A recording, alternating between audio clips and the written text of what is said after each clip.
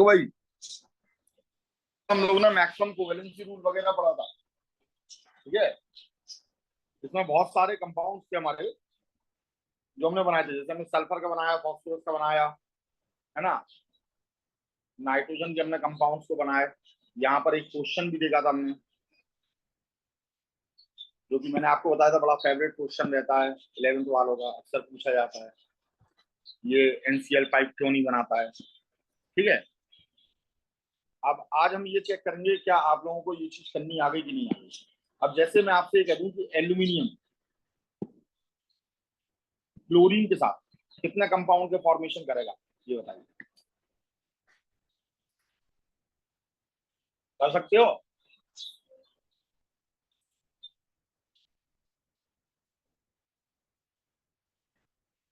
Aluminium का atomic number मेरा, धीरा धीरा करके बात कर रहे हो आप ही करके बात कर लो, 13 बोलो ना, धीरा धीरा करके बात कर रहे हो। तो ये क्या हो गया, 1s2 2s2 2p6। संस्कार भाई बड़े थके हुए लग रहे हैं, एनर्जेटिक रहो यार। और फिर क्या हो जाएगा, 3s1 सॉरी 3s2 और 3p1 हो गए 13। तो 3s में हमने कितने इलेक्ट्रॉन भर लिए, 2। 3p में कितने भर लिए, 1। पहले तो एक ही इलेक्ट्रॉन से करेगा ये फॉर्मेशन, करेगा कि नहीं करेगा? जी नहीं, ये एक्चुअल में क्या होता है, ये ग्राउंड स्टेट है, और ग्राउंड स्टेट से पहले ये किस पर आ जाता है, तो ये एक इलेक्ट्रॉन को कहाँ निकाल के दे देता है। अब कितने इलेक्ट्रॉन हो गए, 3 हो गए, कितने हो गए, 3 हो गए। 3 हो गए तो ये एक्साइटेड स्टेट में आ गया, और एक्साइटेड स्टेट में आ गया तो यहाँ पर देखो ये क्या करेगा, ये 3 इलेक्ट्रॉन के साथ में कर लेगा, तो क्या बनाएगा ये AlCl3। क्या और बना सकता है ये, क्या बना सकता है,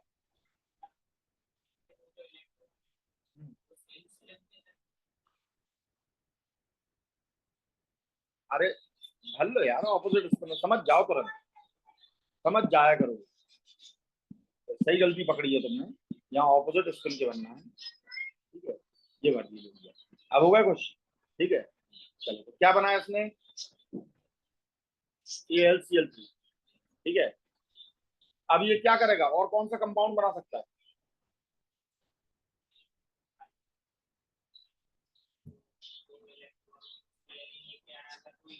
हाँ। तो अब यहाँ पर एक ऑर्बिटल खाली है,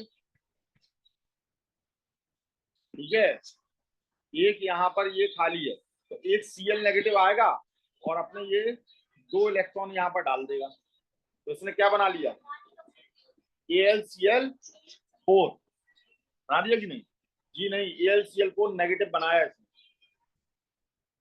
Cl नेगेटिव आगे लगा ना, ठीक है। और क्या बना सकता है, नहीं बना सकता, क्यों नहीं बना सकता, किसने कहा खाली नहीं है, 3D नहीं है क्या, क्या है, 3D मौजूद है ना। तो अब ये तो इसके भर गए, मैक्सिमम कोवेलेंसी कितनी होती है इसकी, है 6 होती है ना, 6 होती तो बना सकता है। अब ये सब तो भरे हुए हैं इसके, और यहाँ कोवेलेंसी कितनी हुई है अभी, 4 हुई है, तो एक और Cl को लगा सकता है, एक Cl नेगेटिव तो यहाँ आ गया था, या और Cl नेगेटिव को लगा सकता है, बिल्कुल लगा सकता है, 2 Cl नेगेटिव को और लगा सकता है। तो अब ये क्या बनाएगा, AlCl5 नेगेटिव 2, या फिर क्या बना सकता है, AlCl6 नेगेटिव 3, इनका भी। तो आप कहोगे यहाँ 2 का डिफरेंस क्यों नहीं आ रहा है, अभी तक तो 2 का डिफरेंस आ रहा था, तो 2 का डिफरेंस तब आता है जब वो अपने आप को क्या करता है, अनपेयर्ड। अब यहाँ अनपेयर्ड नहीं कर रहा है, ये सीधे सीधे इलेक्ट्रॉन अपने अंदर डाल रहा है, ठीक है, सीधे सीधे डाल रहा है कि नहीं, ठीक है। अच्छा, अब मुझे एक चीज बताइए, अगर हमने NaCl लिया, सोडियम और क्लोरीन को लिया, कितने बना सकता है, तो सोडियम का एटॉमिक नंबर कितना है 11, तो 1s2, 2s2, 2p6 और 3s1। तो यहाँ कौन कौन खाली है 3p और है कि नहीं है। तो कितना बना सकता है, क्या क्या बना सकता है बताइए।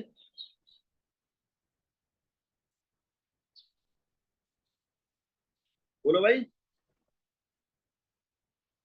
एक तो NaCl तो बनाते ही बनाता है, और क्या बनाएगा।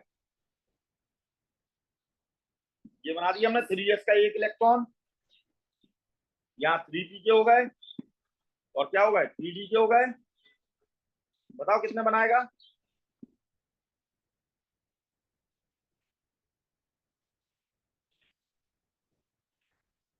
NaCl2 -1, और क्या बनाएगा NaCl3 -2, फिर NaCl4 -3, फिर NaCl5 -4 और NaCl6 -5। यही बनाएगा कि नहीं? जी नहीं, इसलिए नहीं बनाएगा कि ये आयनिक बॉन्ड का फॉर्मेशन करता है, और यहां पर जितने आप देख रहे हो ये सब क्या बन रहे हैं कोवेलेंट एंड कोऑर्डिनेट बॉन्ड। तो कोवेलेंट या कोऑर्डिनेट बॉन्ड बनने के लिए मैंने पहले ही आपको बताया था इलेक्ट्रोनेगेटिविटी डिफरेंस कैसा होना चाहिए, बहुत ज्यादा। और सोडियम के साथ में कोई कर नहीं पाता, तो वो ionic bond complete transfer of electron करता है। तो जहां कोवेलेंट बन सकता है वहां कोऑर्डिनेट भी बन सकता है। तो एल्यूमिनियम का कोवेलेंट बनता है और वहां कोऑर्डिनेट भी बन सकता है। सोडियम का नहीं बनेगा, ये हमेशा आयनिक कंपाउंड बनाता है। क्या बनाता है, वहां कंप्लीट ट्रांसफर ऑफ इलेक्ट्रॉन होता है। क्या है सर।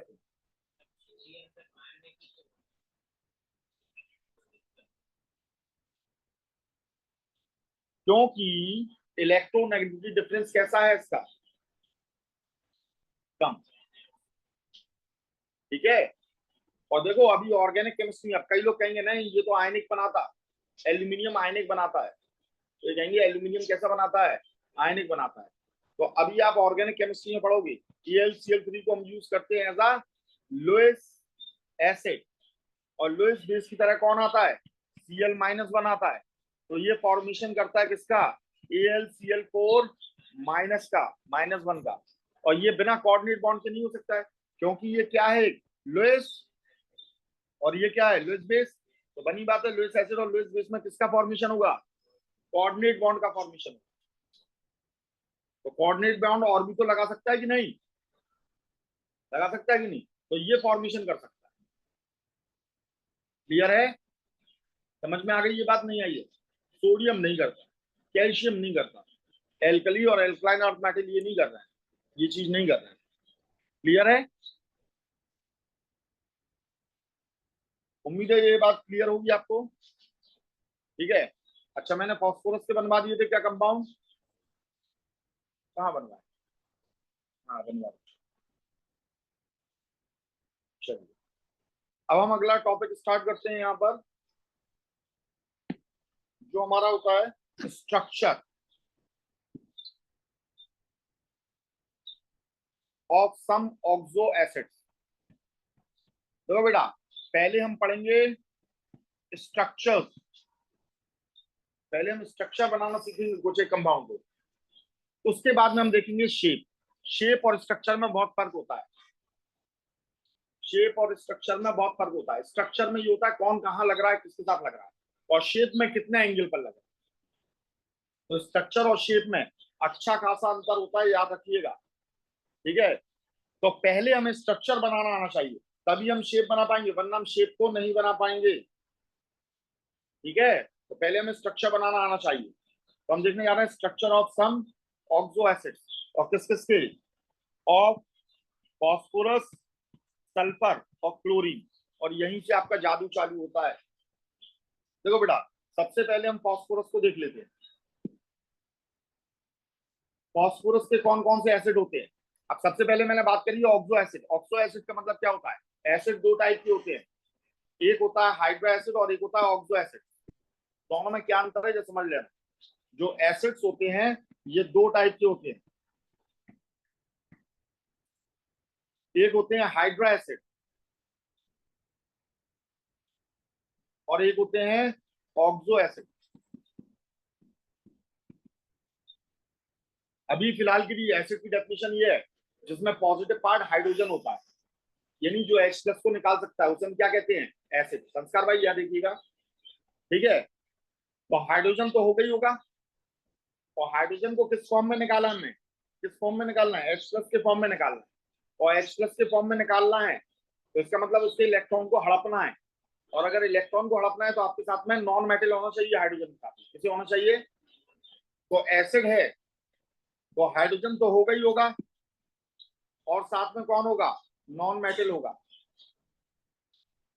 ये भी एसिड है तो हाइड्रोजन होगा, और साथ में कौन होगा, नॉन मेटल होगा। बस फर्क ये हो जाता है कि इसमें आपका एक ऑक्सीजन भी साथ में जुड़ जाते हैं, ऑक्सीजन भी साथ में जुड़ जाते हैं। अब ऑक्सीजन कितने भी हो सकते हैं, ऑक्सीजन भी इसमें साथ में जुड़ जाते हैं, किसमें, ऑक्सो एसिड में। इसीलिए ना ऑक्सो एसिड कहा जाता है। और यहाँ ऑक्सीजन नहीं है तो हम इसे कहते हैं हाइड्रो एसिड। हाइड्रो एसिड में सिर्फ हाइड्रोजन और नॉन मेटल होगा। एग्जाम्पल HCl हाइड्रो एसिड है, HBr हाइड्रो एसिड है, HI हाइड्रो एसिड है, ठीक है। फिर हमने बोल दिया H2S हाइड्रो एसिड है, हाइड्रोजन सल्फाइड। N3H इसे हम बोलते हैं हाइड्राजोइक एसिड, हाइड्राजोइक एसिड, ये नया एसिड आपने सुना होगा, ठीक है। ये भी एक हाइड्रा एसिड है, ये सब हाइड्रा एसिड। तो ऑक्सो एसिड कौन होते हैं, H2SO4, देखो हाइड्रोजन है, सल्फर नॉन मेटल है, और साथ में कौन लगा है, ऑक्सीजन। S3PO4 S3PO3 S3PO4 कौन है, फॉस्फोरिक एसिड। S3PO3 कौन है, phosphorous acid. HNO3 nitric acid, HNO2 nitrous acid, H2SO3 sulphurous acid, H2SO3 sulphurous acid, ठीक है। ये सब कौन है, oxo acid. CH3COH carbon non metal है, हाइड्रोजन मौजूद है और ऑक्सीजन है।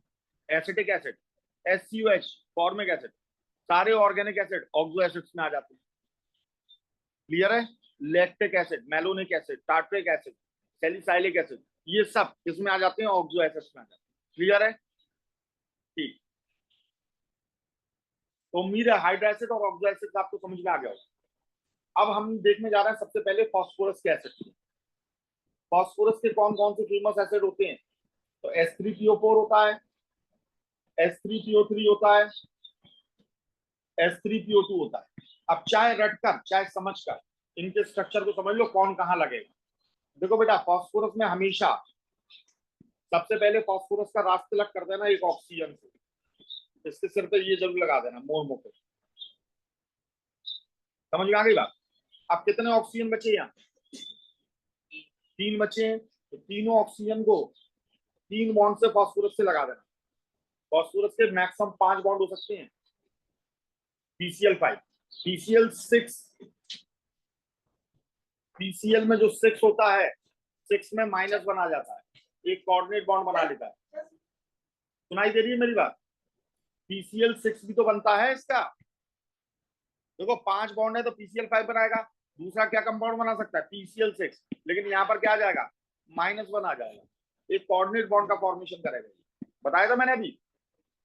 चलिए, अब यहाँ पर कितने ऑक्सीजन बचे हैं, 2 ऑक्सीजन, और यहाँ कितना ऑक्सीजन बचा है, 1 ऑक्सीजन। अब हाइड्रोजन सबसे गरीब है इलेक्ट्रोनेगेटिविटी में। हाँ बोलो बेटा, क्या कहते। हाँ हाँ, 3। देखो भैया, हाइड्रोजन सबसे गरीब होता है इलेक्ट्रोनेगेटिविटी में। आपको मालूम है, फोन, क्लोरीन, ब्रोमीन, आयोडीन, बहुत दूर पर कार्बन, और फिर बहुत दूर पर हाइड्रोजन। ये एक बहुत गरीब प्राणी है, और ये सब अमीर है। गरीब अमीर की सेवा करता है। तो गरीब किस अमीर के साथ लगना चाहेगा, ज्यादा अमीर या कम अमीर। नौकर बननी है तो सलमान खान के बन जाओ, बॉडीगार्ड बननी है तो सलमान खान के बनो, सीरा नाम से तो कहलाओगे कम से कम। फेमस हो जाओगे। समझ में आ रही है बात, नहीं आ रही? तो ऐसे ही ये हाइड्रोजन जब लगेगा तो ये ज्यादा वाले के साथ में लगेगा। फॉस्फोरस यहाँ कहीं बीच में आएगा, तो ज्यादा इलेक्ट्रोनेगेटिव कौन है? ऑक्सीजन है। तो हाइड्रोजन हमेशा क्या कोशिश करता है? किसके साथ लग जाए? ऑक्सीजन के साथ लग जाए। तो 3 हाइड्रोजन बचे हैं, तो तीनों किसके साथ लगेंगे? ठीक है। अब ये देखो, यहां पर भी 3 हाइड्रोजन लगाना है। ये लगा दिए हमने 3 हाइड्रोजन। अब एक और हाइड्रोजन बचा है। अब इसके पास ऑप्शन नहीं है ऑक्सीजन के साथ लगने के लिए, क्योंकि ऊपर वाला ऑक्सीजन तो डबल बॉन्ड से लग गया, उसकी वैलेंसी फुलफिल होगी। तो कहेगा हम नहीं लगा रहे। तो अब एक हाइड्रोजन डायरेक्टली किससे लगेगा? अब यहाँ एक हाइड्रोजन यहाँ, और 2 हाइड्रोजन डायरेक्टली फास्फोरस से लगेंगे। और मैंने यहाँ पर आपको पहले भी बताया है इनकी बेसिसिटी क्या होगी, जितने H प्लस निकालते हैं। तो ये कितने H प्लस निकालता है? 3। क्योंकि H प्लस निकालने का मतलब क्या होता है?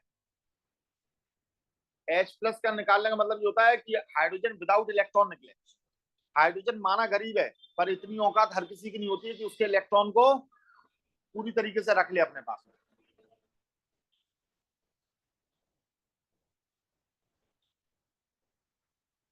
मच्छर मारने वाली मशीन। तो इसकी इतनी औकात नहीं होती है हर किसी की कि इसके इलेक्ट्रॉन को अपना निकाल ले।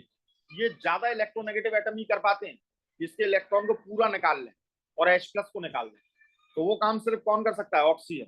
तो इसलिए यहां से कितने H प्लस निकलेंगे? 3 H प्लस निकलेंगे। यहां से कितने निकलेंगे? 2 H प्लस निकलेंगे। ये वाला H प्लस नहीं निकलेगा, क्योंकि ये फास्फोरस से लगा है और फास्फोरस में इतनी दम नहीं है।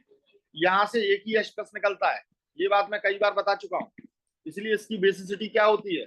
1, इसकी बेसिसिटी 2 और इसकी 3 होती है। मैंने नॉर्मेलिटी में पढ़ाया था ये, है ना? इसकी वैलेंसी कितनी हो जाती है? हाँ बोलो, अब क्या कह रहे हो शर्मा? हमने कही नहीं, हमने कहा। हाँ।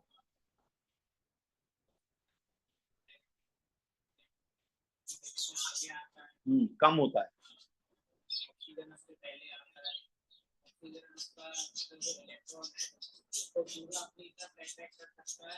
हाइड्रोजन की, क्योंकि हाइड्रोजन बहुत कमजोर हो गया है।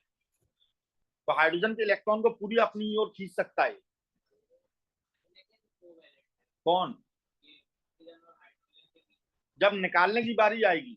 अभी निकलने की प्रोसेस क्या होती है, ये सब आप ऑर्गेनिक केमिस्ट्री में पढ़ोगे कैसे निकलता है। तो पूरा इलेक्ट्रॉन खींचने की हिम्मत किसकी है? अब H3PO4 अगर मान लो बिना पानी के पड़ा हुआ है तो H प्लस नहीं निकाल पाएगा। पानी यहाँ पर हेल्प करता है क्या करने में? हाइड्रोजन को वो समझाता है, भाई तुझे इलेक्ट्रॉन ही चाहिए ना, हम दे रहे हैं। कोई भी एसिड होगा, जैसे हमने ये HCl ले लिया, पार्शियल नेगेटिव है पार्शियल पॉजिटिव है, कोवेलेंट बॉन्ड से लगा हुआ है। जब इसमें पानी नहीं है तो ये H प्लस नहीं दे पाएगा। एसिड्स के लिए पानी का होना इसलिए जरूरी है। पानी क्या कर रहा है? पानी पोलर होता है, पार्शियल नेगेटिव और पार्शियल पॉजिटिव चार्ज होता है। पानी के सारे मॉलिक्यूल अपने पॉजिटिव चार्ज को इसकी ओर रख लेंगे और नेगेटिव चार्ज को इससे दूर रखेंगे। ये घर तोड़वाने की बहुत अच्छी टेक्निक होती है। ठीक है। ये कहेंगे भाई Cl क्या हो गया, क्यों नहीं इससे इलेक्ट्रॉन ले पा रहे? वो कहेगा पॉजिटिव चार्ज की कमी है, थोड़ी सी ताकत चाहिए।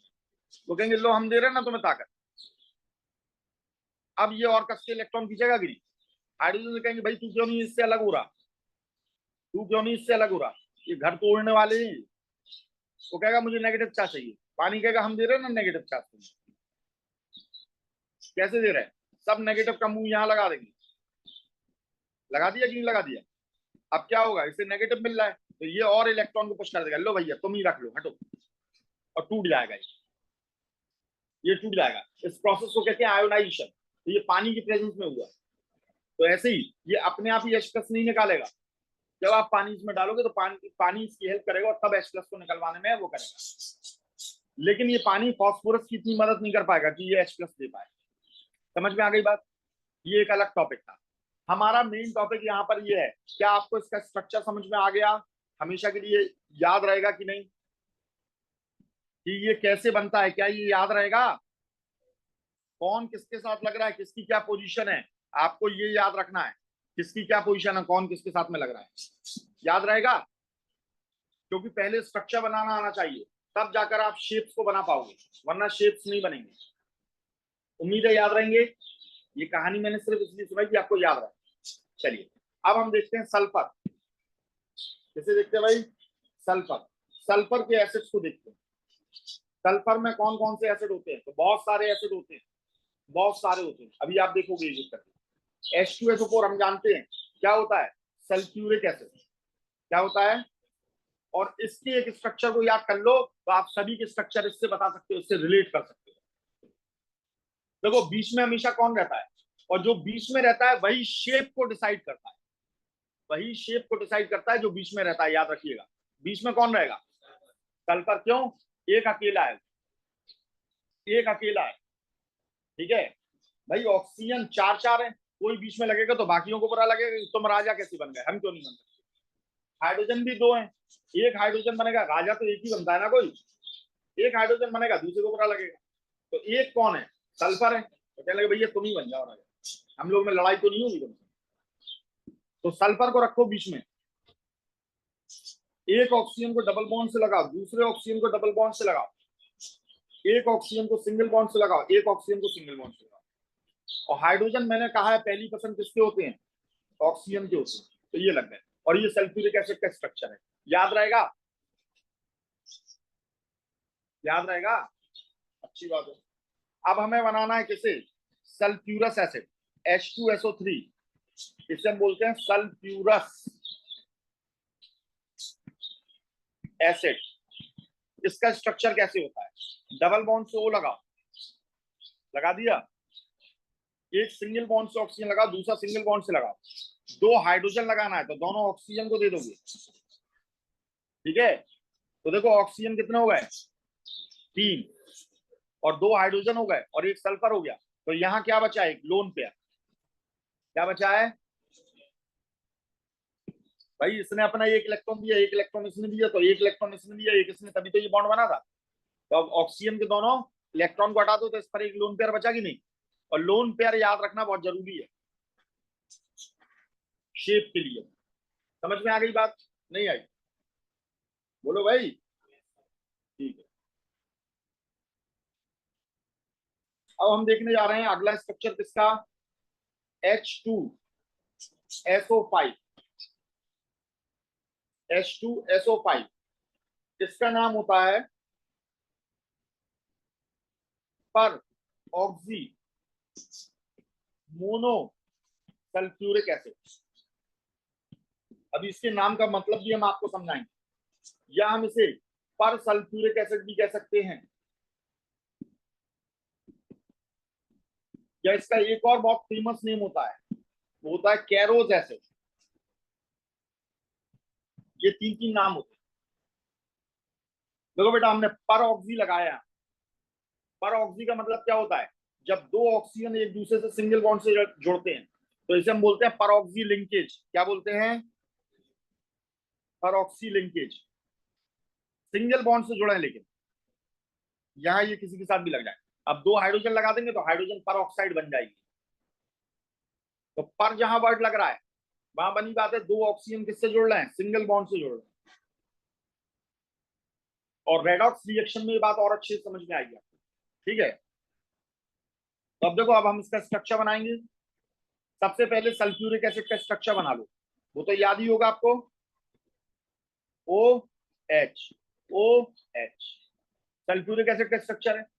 इसमें एक ऑक्सीजन और बढ़ाना है, और उसे किससे लगाना है? हमें ऑक्सीजन से ही लगाना है, पर ऑक्सी लिंकेज से। तो हम इस हाइड्रोजन को यहां से हटाएंगे, एक ऑक्सीजन को यहां लगाएंगे। पर इस ऑक्सीजन के तो दो बॉन्ड कंप्लीट हो गए, पर इसके तो नहीं हुए ना। तो ये क्या करेगा? एक हाइड्रोजन को अपने पीछे लगा लेगा, बस हो गया काम। इसे इस साइड भी लगा सकते हो, इस साइड भी लगा सकते हो। ये बन गया आपका पर ऑक्सी मोनोसल्फ्यूरिक एसिड। अब इसे मोनोसल्फ्यूरिक एसिड क्यों कहा है वो मैं बताऊंगा।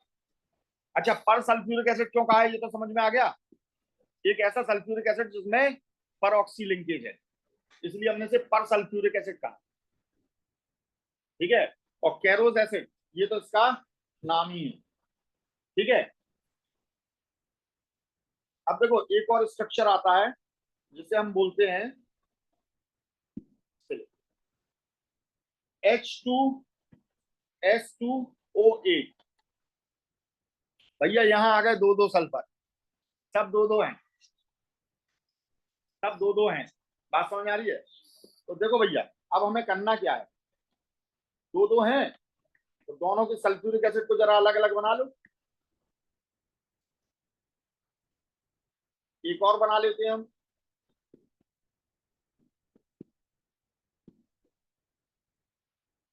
बना लिया कि नहीं? समझ में आ गई ये बात? अच्छा अब देखो, हाइड्रोजन हमें करना है दो, तो बनी बात है, दो हाइड्रोजन हमें गायब करना पड़ेंगे। यहाँ तो चार हाइड्रोजन हो गए, तो हम बीच में से दो हाइड्रोजन को गायब कर देते हैं। कर दिया हमने, गायब कर दिया। अब देखो यहाँ पर दो हाइड्रोजन हमने गायब कर दिए, तो अब दो ही हाइड्रोजन बची। सल्फर कितने होने चाहिए? दो। ऑक्सीजन आठ। देखो ऑक्सीजन भी आठ है कि नहीं है? तो दो सल्फ्यूरिक एसिड में से दो हाइड्रोजन को हटाकर जब हम यहाँ पर क्या कर दें, हम यहाँ पर क्या करते हैं, हम इन दोनों ऑक्सीजन को किससे जोड़ दें? परऑक्सीलिंक किससे जोड़ दें? तो ये बन गया H2SO8। अच्छा बोलो इसका नाम क्या होगा, जरा सोच कर देखो, क्या नाम हो जाएगा इसका? परऑक्सी तो यहाँ आ गया। अब ये परऑक्सी मोनोसल्फ्यूरिक एसिड था, तो ये क्या हो जाएगा? दो सल्फ्यूरिक एसिड लग गए ना, तो डाई सल्फ्यूरिक एसिड। अब समझ में आ गया ऊपर वाला नाम क्यों पड़ा, मोनो क्यों लिखा हमने? डाई सल्फ्यूरिक एसिड, दो सल्फ्यूरिक एसिड में भी परऑक्सी का लिंकेज लग सकता है, और एक सल्फ्यूरिक एसिड में भी क्या लग सकता है? परऑक्सी का लिंकेज। इसलिए परऑक्सी मोनोसल्फ्यूरिक एसिड कह रहे हैं।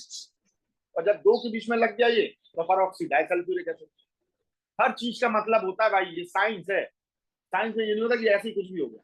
हाँ कुछ कॉमन नेम है कैरोज एसिड, उसकी अपनी कहानी होगी कुछ, वो जरूरी नहीं है जानना। पर ये जो साइंटिफिक नेम है, इनमें साइंस जरूर है। तो इसका नाम पड़ गया परऑक्सी डाइसल्फ्यूरिक एसिड। या इसका एक और बेहतरीन नाम होता है, बताओ क्या होता है? बहुत बेहतरीन नाम। सारे एसिड्स में ये इसका स्ट्रक्चर सबसे बड़ा है, सबसे बड़ा स्ट्रक्चर है। समझ रहे हो? जैसे यहाँ पर जितने लोग हों, तो उनमें सबसे तगड़ा स्ट्रक्चर किसका है, बॉडी बिल्डिंग वाला कौन है?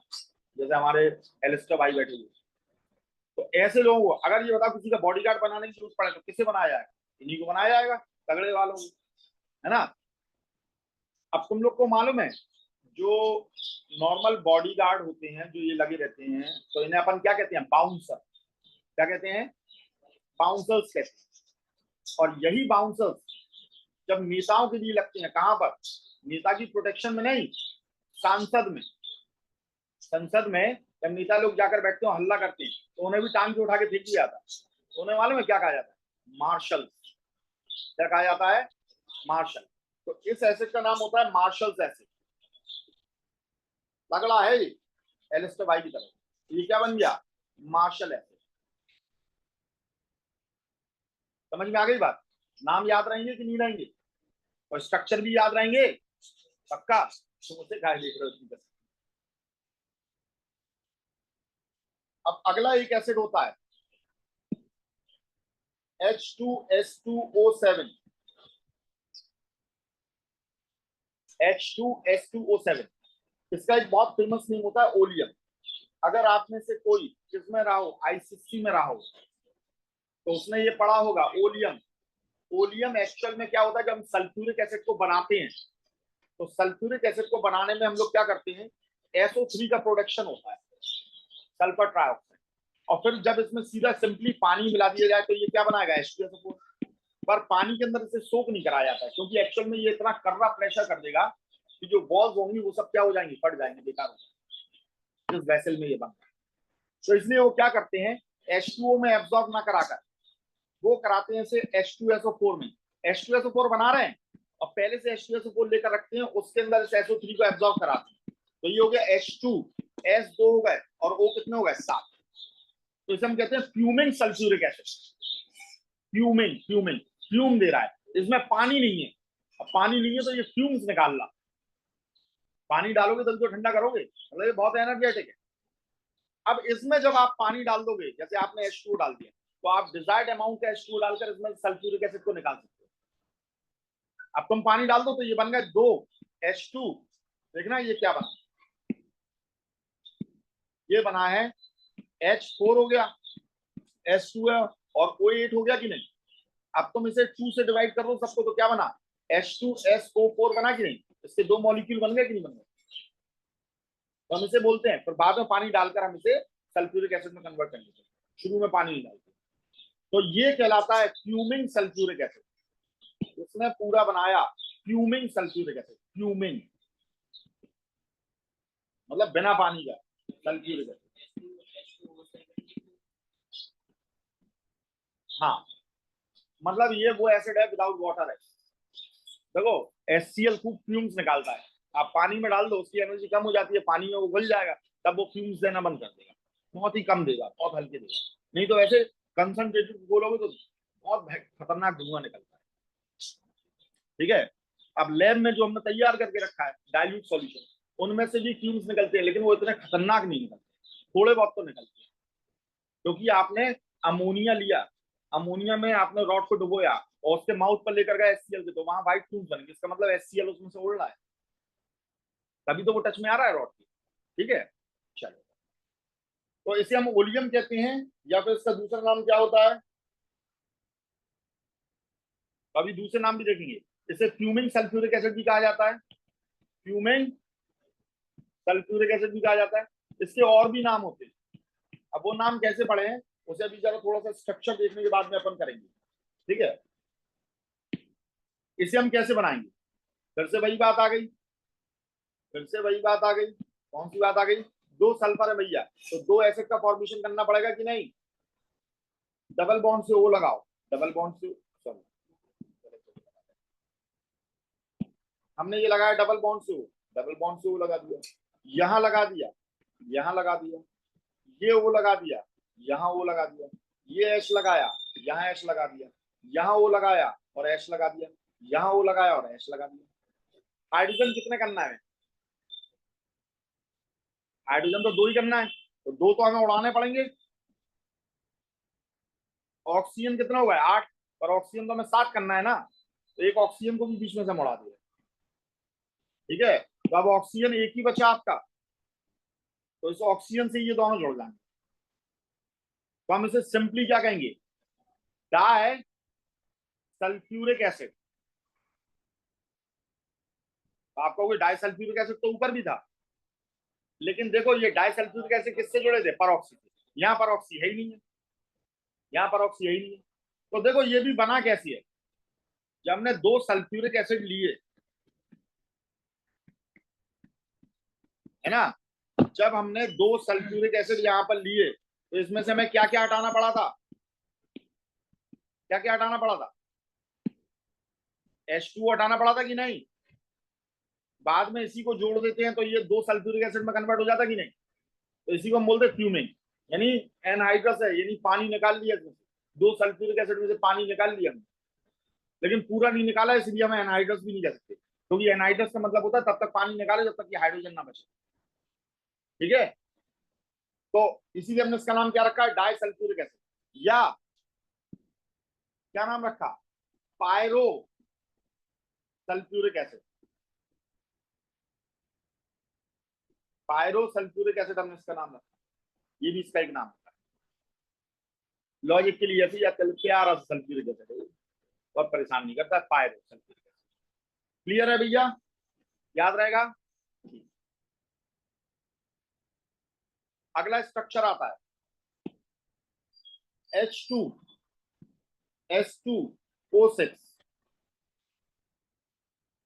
ऑक्सीजन 6 हो गया भैया। अब पूरे पूरे स्ट्रक्चर बनाने की जरूरत नहीं है, हर चीज को कहां से गायब कर रहे थे तुम, बीच में ही से तो कर रहे थे, सारे ऑपरेशन कहाँ कर रहे हो तुम, बीच में ही कर रहे हो। तो अभी 7 के लिए ये था, अब 6 के लिए क्या हो जाएगा, इन दोनों को हटा दो, सीधे ही जोड़ दो इसे, सीधे ही जोड़ दो, बीच में ही से गायब करना। बच्चे इतना कवाल करते हैं तो सारे ऑक्सीजन में एक साथ लगाते चले जाते हो, सबको एक दूसरे परऑक्सी के साथ जोड़ते चले जाते हैं, वो नहीं करना है। ठीक है, नाम क्या होगा इसका भैया, इसका नाम होता है dithionic acid, thionic acid. मैं पहले भी बता चुका हूं, थायो मतलब ये होता है जब ऑक्सीजन को हटाओ और एक और सल्फर को लगा दो, हमने यहां से देखो एक ऑक्सीजन को हटाया, H2O7 में से और एक और सल्फर को जोड़ दिया, मतलब सल्फर उतनी रखी, हमने इसमें से ऑक्सीजन को हटाकर सल्फर को जोड़ दिया, कुल मिलाकर बात ये। तो डाइथायोनिक एसिड है, या इसे हम नाम देते हैं, क्या नाम देते हैं बेटा, इसे हम नाम देते हैं, दूसरा नाम इसे हम बोलते हैं हाइपो डाइसल्फ्यूरिक एसिड। हाइपो मतलब ऑक्सीजन कम कर दिया, हाइपो डाइसल्फ्यूरिक एसिड। देखो हाइपो मतलब क्या होता है, कम हो जाना, हाइपर मीन्स ज्यादा, हाइपर टेंशन, ठीक है, हाइपर होना यानी ज्यादा, हाइपो मीन्स क्या हो जाता है, कम। बायो में भी वर्ड होता है, अगर कोई बायो वाला हो, हाइपोथैलेमस, थैलेमस के जो नीचे है पार्ट, ठीक है, तो हाइपो मीन्स कम। अब डाइसल्फ्यूरिक एसिड कौन सा था हमारा, यही तो था, तो डाइसल्फ्यूरिक एसिड में से हमने एक ऑक्सीजन और कम कर दिया, H2SO7 था ना, ये क्या बन गया H2SO6, इसलिए इसका नाम रख दिया हाइपोडाइसल्फ्यूरिक एसिड। नाम याद रहेगा, स्ट्रक्चर भी याद रहेगा कि नहीं रहेगा, ठीक है। अब अगला आ जाता है, लास्ट इसका ये बचा है H2S2O3, H2S2O3, सल्फर यहां ले लिए, डबल बॉन्ड से ऑक्सीजन लगाया, एक ऑक्सीजन यहां लगाया, हाइड्रोजन लगाया, एक और सल्फर ले लोगे तो क्या ऑक्सीजन यही बचेगा इसके पास में, नहीं आई समझ, और इसके बॉन्ड तो पूरे हो ही नहीं पा रहे, एक ही ऑक्सीजन तो बचा, अब हाइड्रोजन कहाँ लगाओगे, तो ये इसका स्ट्रक्चर ऐसा नहीं होता है। इसके स्ट्रक्चर में क्या होता है बेटा, ध्यान से समझना, एक और ऑक्सीजन को लगाकर हाइड्रोजन को जोड़ दे, अब यहाँ का ऑक्सीजन कहाँ गया, तो इसे हटाकर हमने सल्फर को लगा दिया डबल बॉन्ड से, इसे लगा दिया, तो अब इसे क्या नाम देंगे, तो ऑक्सीजन हटाकर सल्फर को लगाया, तो क्या आ गया, थायो। किस में लगाया हमने, सल्फ्यूरिक एसिड में लगाया ना, सल्फ्यूरिक एसिड में से एक ऑक्सीजन को हटाकर सल्फर को लगाया, इसलिए थायो। वेरी गुड, सल्फ्यूरिक एसिड, ये नाम हो गया इसका। उम्मीद है समझ में आ गए होंगे। इन्हें अच्छे से स्ट्रक्चर्स को पढ़कर आना, ये दिमाग के अंदर आपके समा जाए, इन्हें जाकर देखना जरूर घर पर। फिर हम क्लोरीन के बारे में बात करेंगे यहाँ पर, कि क्लोरीन के एसिड का स्ट्रक्चर क्या होता है, ठीक है, किसके बारे में बात करेंगे, क्लोरीन के बारे में बात करेंगे, क्लोरीन के जितने भी ऑक्सो एसिड्स हैं, और जब क्लोरीन की आपके यहाँ पर बात हो जाएगी, तो बस इसके बाद में valence shell electron pair repulsion theory देखेंगे, और उसके बाद में हम शेप्स को देखेंगे, फिर आपको शेप्स बनाने आ जाएंगे, क्योंकि valence shell electron pair repulsion theory बहुत जरूरी है शेप्स बनाने की, ठीक है, तो कल इसके बारे में बात करते हैं, फिर उसके बाद में वो आएगा शेप्स आएंगे। उम्मीद है समझ में आ गया होगा, ठीक है, तो कल वो थोड़ा सा टॉपिक करने के बाद में कल से आप लोग शेप बनाना शुरू कर दोगे, ठीक, चलिए, थैंक यू।